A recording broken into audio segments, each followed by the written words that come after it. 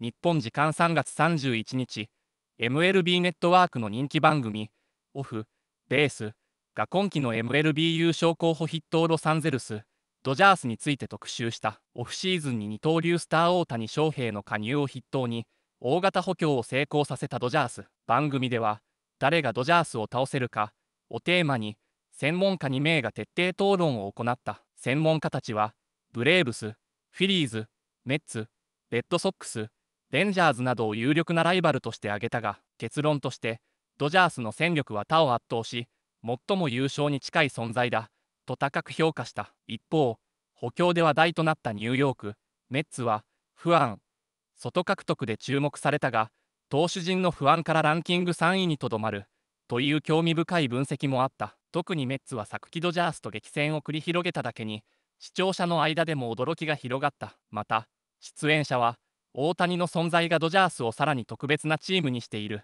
とし、改めてその注目度の高さを示した。果たしてドジャースの独走を止めるチームは現れるのか、続きは日本語字幕とともにご覧ください。What's going on, my friends, and welcome to this edition of Off Base. It's your girl Lauren Gardner alongside Xavier Scruggs, and we have a lot to unpack on this show because we have some baseball in the rearview mirror. Yes. And here we are, suddenly trying to find out who is going to dethrone the LA Dodgers. I mean, isn't that the question going? Is somebody going to dethrone them? That is the $1 million question, which brings us to moving the needle. Let's go ahead and take a look at the past winners of the Fall Classic. So here you can see we have the Rangers, Astros, Braves, obviously the Dodgers, Nats, and Red Sox. And what really stood out to me is that 3 of the last 6 missed the postseason. We haven't had a back-to-back champ since 2001, the New York Yankees. 2000. Could the Dodgers be that team? I mean, I think about what they did this offseason, going out and ultimately getting better on paper, right? And now you have Shohei Ohtani doing what he does on the other side of things. I mean, and due back in May, it sounds like. Yeah, so I'm just thinking if there's a team that can do it, it seems like on paper at the moment, the Dodgers would have the best chance to do that. I agree.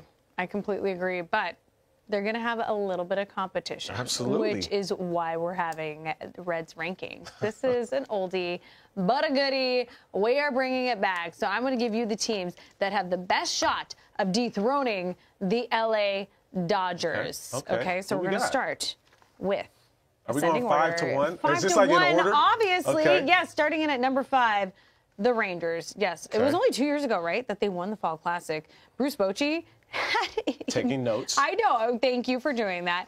He had a little bit of magic there in San Francisco, winning the World Series in 2010, 12, 14, right? We remember all that. And then he just comes back out of retirement and was like, what? Like, it's hard? And he does it. So, obviously, in Boch, we trust. Jacob deGrom is back.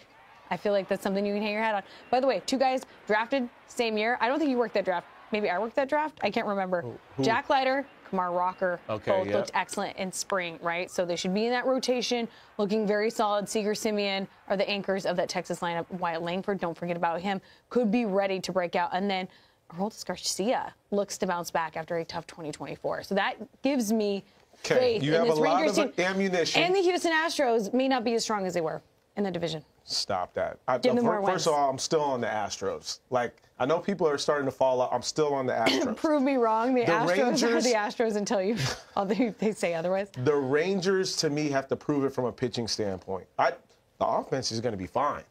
Whether or not you're counting on 3 guys of some uncertainty. I know Kumar Rocker. I know Jack Leiter. Great young arms. But can they prove it for a full season? And DeGrom, too. He's got to prove the health. That's my only question Well, that's why they're in at number 5. So they're a bit of a sleeper pick, but they are a pick nonetheless. And all it takes is getting hot. The Astros better still be on this list. At the right moment. I know the Astros better be on this list. Or else what? Or else we're going to have some problems. Okay, well, we might have some problems. Spoiler alert. In at number 4, the Boston Boston Red Sox. They were on your list in the last episode for having a big season, especially with the Yankees having those injuries. I feel like that division is wide open. So they have 3 of the top 12 prospects in baseball. We all know about Campbell. We all know about Mayer, of course, and then Roman Anthony. Yeah, aren't far behind. So when they begin making their debuts, watch out. Boston, obviously, Garrett Crochet. Excuse me, Bueller. Bueller, yes, Walker Bueller, now a Boston Red Sox. Tanner Houck, yeah, Brian Bello, Cutter Crawford, all very strong for this rotation. And then reunited, and it feels so good with his boy, Alex Bregman, seemingly like the perfect fit. And by the way, Rafi Devers is like, I'll do whatever you want. I'll DH. Forget about the drama we had earlier in spring training. You coming with a lot of facts today. And I got you. The Red Sox are a team I'm high on, and I think a lot of it has to do with also some of the injuries we've already seen with the rest of the AL East. I like this idea that you have a bona fide winner in Alex Bregman coming over to this squad, because I think there has to be somebody that recognizes what winning looks like on an everyday basis and brings that over to the Red Sox. And him and Cora are boys. I feel like from a leadership standpoint, they're definitely going to be like a nice balanced dynamic in that clubhouse. They needed an ace. They needed an ace at the top of the rotation. And if they need to do anything at the trade deadline, I know I don't want to get too far ahead, but they have the most stacked farm system to be able to do something with that. They have plenty of pieces to make some moves. So, I mean, Dodgers-Red Sox World Series matchup, that would be a lot of fun. I like your Red Sox ranking so far. Okay, thank you. I appreciate your approval. The Rangers, you know, we can talk about the Astros another time. In at number 3, the New York Metropolitans. All things considered, the Mets held their own pretty well against the stacked Dodgers team, right? In the NLCS. That was so much fun.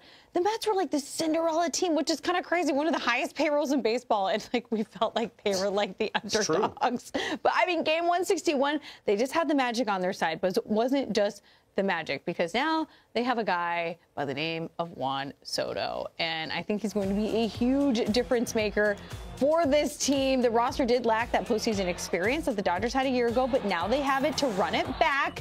And one thing is for sure, if there is any team that can go toe-to-toe with the Dodgers financially, it is the Mets, which they proved, right? They also have Pete Alonso. They got him back. Sean Manaea, Jesse Winker. Winker was like a really fun X factor for this team, by the way. And then they brought in some key pieces. Clay Holmes, obviously going out of the bullpen. He's now in the rotation. And Jose Siri. I don't know if I can have the Mets above these other 2 teams at this point.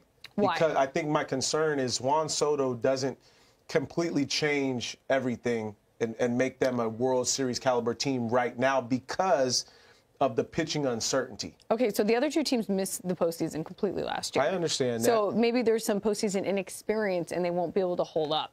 If they would have added maybe some stronger pieces into the rotation that have not gotten hurt already too, I think that then we're talking a little bit different. But I do understand Kodai Senga is going to be back into the fold. I was about to say, yeah, we have that ghost fork in there. Yeah, absolutely. I don't know. I think the Red Sox are going to be dominant. And if the Mets can get them, and they also, I feel like they have the experience with the Dodgers, so like I don't think they're intimidated by anyone, but I think they're hungry for that rematch. So if we see them get matched up again, they could knock them off. You just never know what happens. If you get a series to Game 6, anything can happen.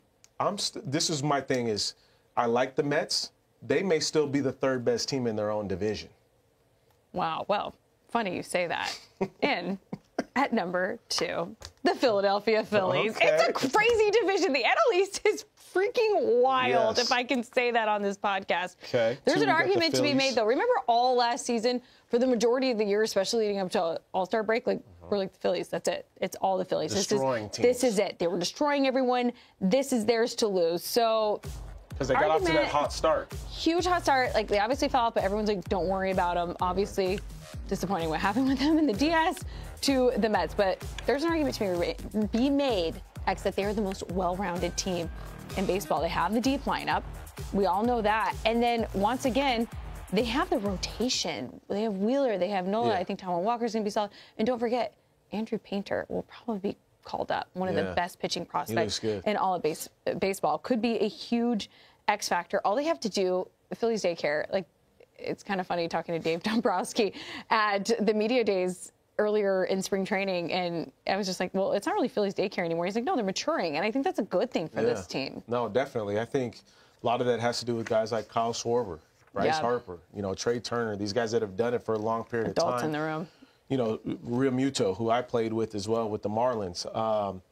There's just a different emphasis going into this season, knowing that they underperformed last year. They have World Series hopes. And when you have that, and when you have the roster that can do that, you feel like you should be chasing after greatness. By the way, Jordan Romano on the back end. Yeah, and that's another, flip-flopping. You see Hoffman go over to Toronto. They'll be fine. I do think that they're one of the best teams in baseball, and I have them winning the division at the very least. Okay, so you have them winning the division. I think if they find the road to get there. Now I know they face off with the Dodgers. Now I know there's multiple teams that are not on this list that are going to have problems with you. Okay, well, this is good. This is why the Braves have problems with you now. Debate television. Funny enough, you say that. Yes, another NL East team coming in at #1. Your Atlanta Braves. So, do we still have a problem? Houston, we might have a problem. Atlanta, I don't think we have a problem with that one. This is why I might be drinking the Kool-Aid. This team is healthy. This team is healthy, back to full strength. Ronald Acuna Jr., Spencer Strider. Do you remember the expectations for Spencer Strider going into last season? That dude was out of control. By the way, Dirksen Profar. And again, talking to some of those guys in spring training, they really love what he brings to the table, not just on the diamond, but like as a leader. Good dude, Right? Yeah, you're familiar with his work. So they're really pumped about that. Perhaps another team than LA, though, is more experienced in the National League than the Braves. I mean, they have Sailback. They have so many guys. They got dudes, man. I'm looking at this. And is that redundant? Okay, the Astros. Okay, where do you want the Astros in there? If you don't like the Phillies. I know a lot of people don't like. I like the Phillies better than the Braves right now. I understand they had the injuries last year, but a lot of guys have to duplicate some real great success from a pitching standpoint. Chris Sale has to do what he did. Again, Ronaldo Lopez has to do it. Strider has to come back extremely healthy. Strider's going to be Swellenbach, I know he's going to do his thing. I think my concern is just, if this offense falls off a little bit, has injury issues, maybe the same deal. But that's like any other team. That's your Astros. If the Astros fall off, I feel like there's so many ifs. So I guess it's just we're assuming this team remains healthy, but I feel like they have the depth if these things do fall off, right? Like Ronald Acuna Jr. was injured, and they still managed to find themselves in the postseason. They limped in. Will Ronald be the same guy, too?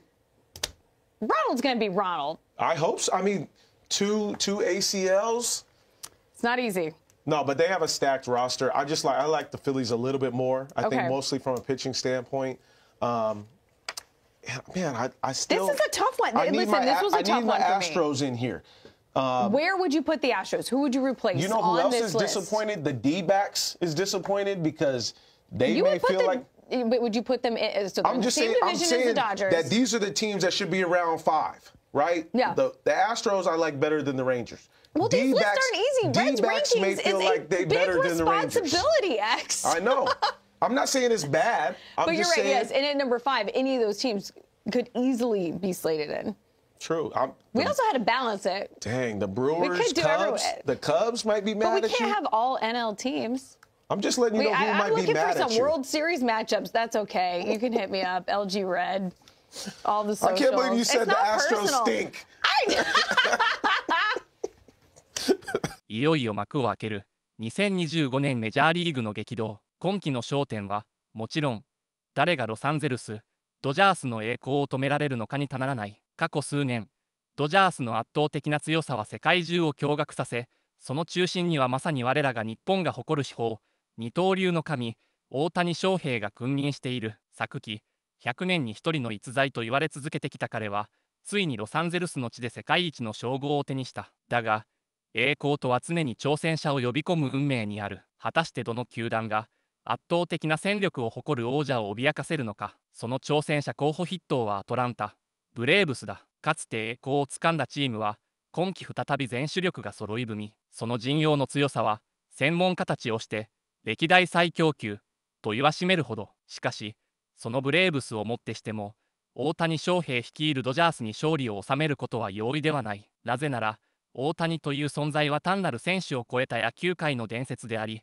彼の放つ光はどんなチームの強さをも凌駕してしまうのだから。そして次に挙げられるのがフィラデルフィア、フィリーズ。昨季は波乱万丈の1年を送ったが、今季の戦力は充実し、特に投打のバランスはリーグ随一だ。しかし、ドジャースには、バランスを超えた特別な要素がある。それはもちろん、大谷翔平だ。投げては相手打者を完全に沈黙させ、打席に立てばスタジアム全体が息を飲む一振りを放つ。彼の活躍の前では、フィリーズの鉄壁の布陣すら崩れ去るだろう。さらに、ニューヨーク、メッツやボストン、レッドソックスも虎視眈々と覇権奪回を狙っている。メッツは大補強に成功し、豪華な顔ぶれを揃えたが、未だチームの軸となる存在が不明瞭。レッドソックスも若手有望株を抱えるものの、未完成な部分が目立つ。王座奪還への道のりは厳しいだろう。テキサスレンジャーズに至っては、若い才能に頼るしかない現状であり、ポテンシャルこそ高いものの、実力を証明しなければならない課題が残る。